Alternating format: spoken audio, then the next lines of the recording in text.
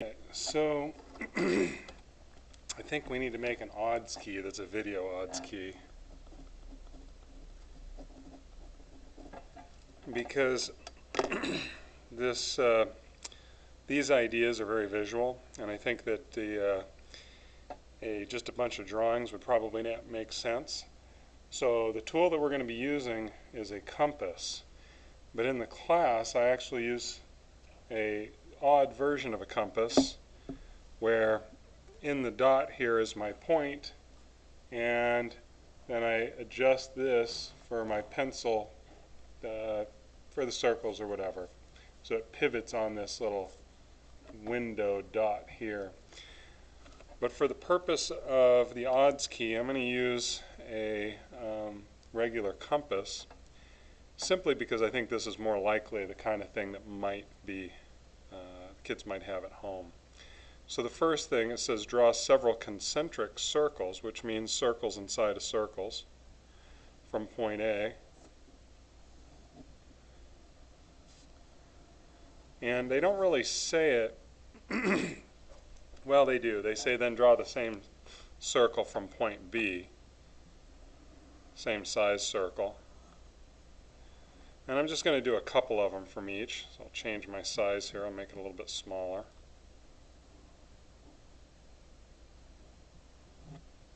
Then go back to A here and do the same. And if you do a few of these, what they want you to notice is that where these intersect, where these circles intersect,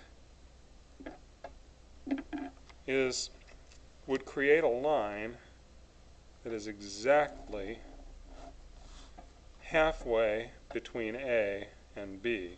So that means that from point A to this point, this piece is the same as this piece. Those little tick marks mean equal. And that's really 2 as well. Bisecting the angle, it wants us to do it with paper folding. We're not going to do that. I want the class to learn how to use the tool. So to bisect this angle, it's fairly simple. I'm going to take my compass and I'm going to strike an arc that crosses both parts of the angle.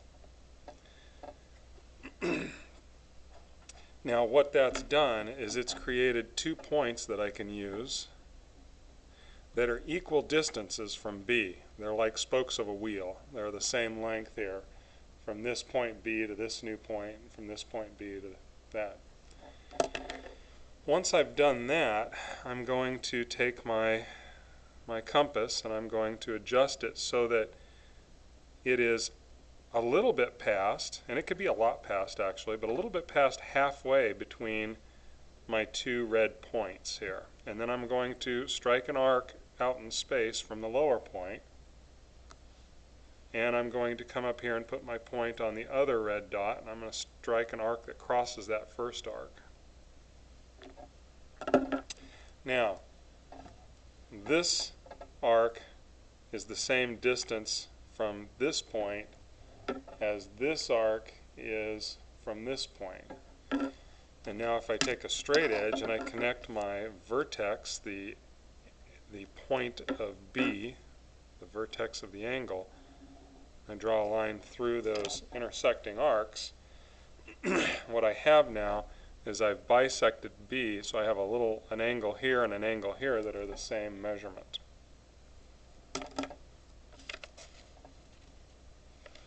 Alright, moving on.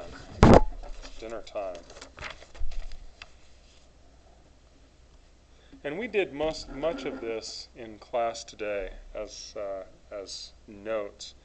Copy the angle below. What I'm really concerned about is making sure that this angle here is the same as the angle that I copy. The orientation of the angle is less important. So I'm going to start simply by finding my pencil and making a line. Alright, well, here's a pencil. So I'm going to make a line. It doesn't necessarily have to be the same length as this or even the same angle, but I'm trying to kind of sketch it in close. And now I don't need this. I'm just showing that that's the angle measurement. I'm going to take my compass and I'm going to put the point on the vertex of this angle. And I'm going to do kind of like what I did when I bisected the angle. I'm going to draw an arc that goes across both of these lines. Okay, both of these angle legs. And I'm going to copy that arc over here. Now I'm going to make sure that I go up high enough that I'm going to capture this leg here. So what I've done, it's like spokes of a wheel again, is I've got 2 points now that are equal distance from the vertex here. And I'm going to measure, not with a measuring stick, but I'm going to measure with my tool, with my compass, the distance between these points. So I'm going to take and I'm going to adjust this so that I can strike an arc from one that goes through the other, kind of like this. Now this is the proof that you've made that measurement, this little tick mark, this little arc. So that's proving your work, showing your work. And now what I'm going to do is I'm going to translate that over to here and make that same little tick mark. So now the only thing that I need to do to finish this up is connect my vertex here to that intersection of the angles, or the intersection of the arcs, I'm sorry, and you've got the copy the angle. 6, we didn't really go over in class. I told the kids I expect that they'll probably come with questions about 6, but that's not an odd one, so I'm going to leave that one alone. 7, constructing a square is also something we didn't cover in class.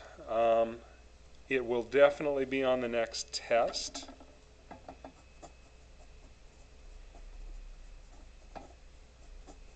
At least if I remember what the Chapter 7 test looks like.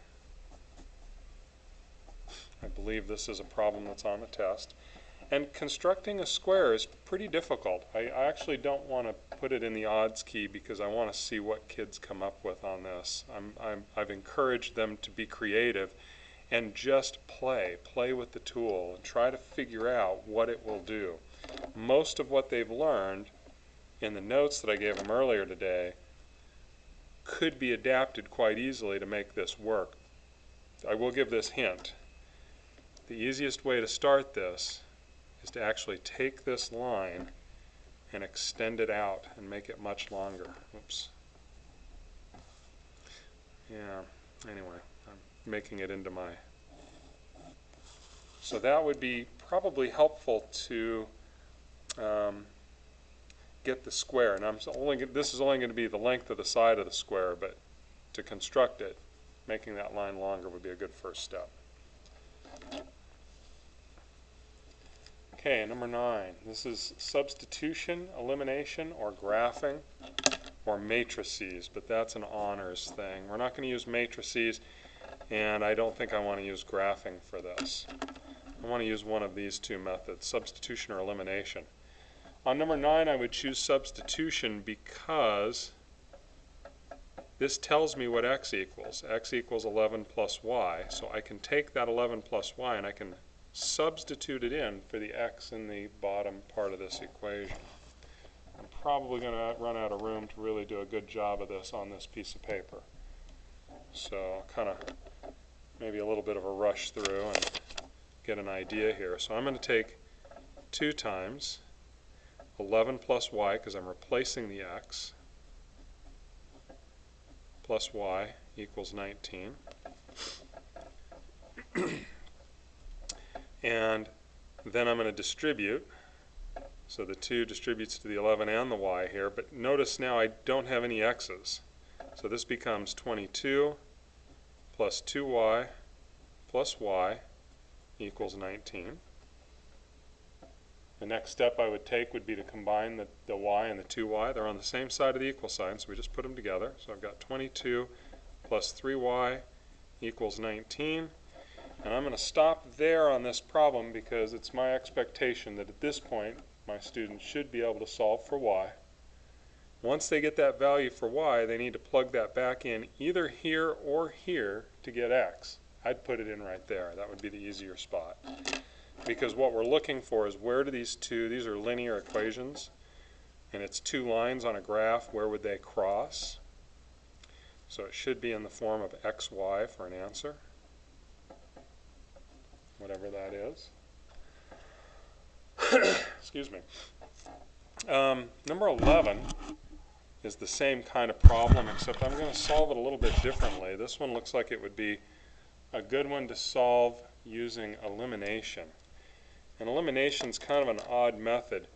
I'm looking for either the x's or the y's to cancel. They have to be in the same order, and they are. It's x plus y equals 11, and then x minus y's equals 2.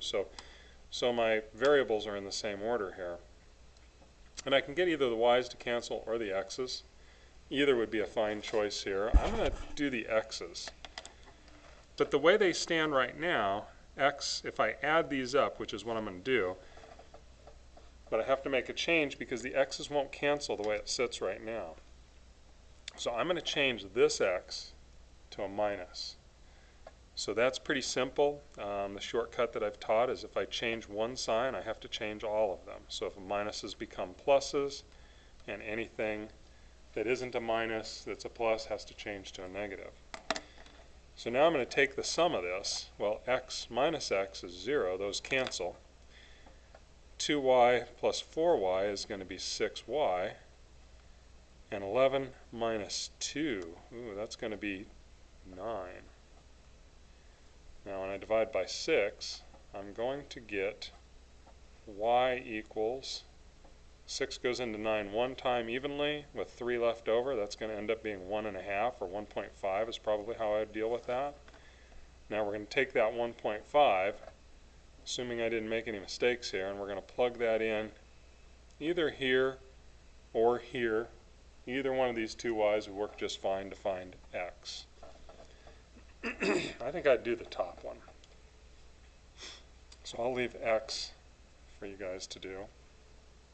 So that's the elimination method. I actually like that one better. The last sub is a little bit tougher, but the first part's definitely easier.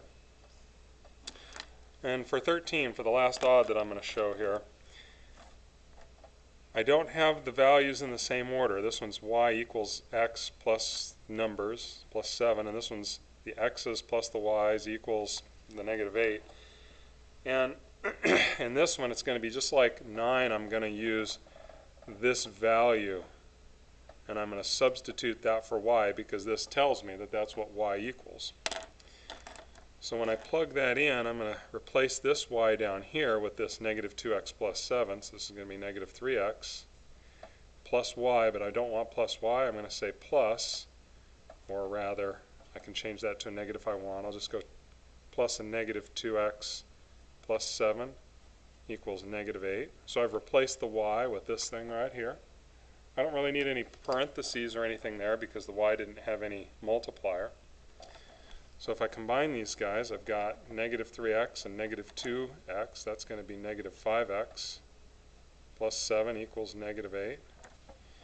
And again, at this point, I would entirely expect that a student should be able to finish this up, get a value for x, and then take that value and plug it back in to find y. I'd plug it in there. That would be the easiest spot. So I didn't give you any answers on that, but I did give you a lot of direction on where to go and how to get there. So I hope this presentation has been enjoyable. Good night.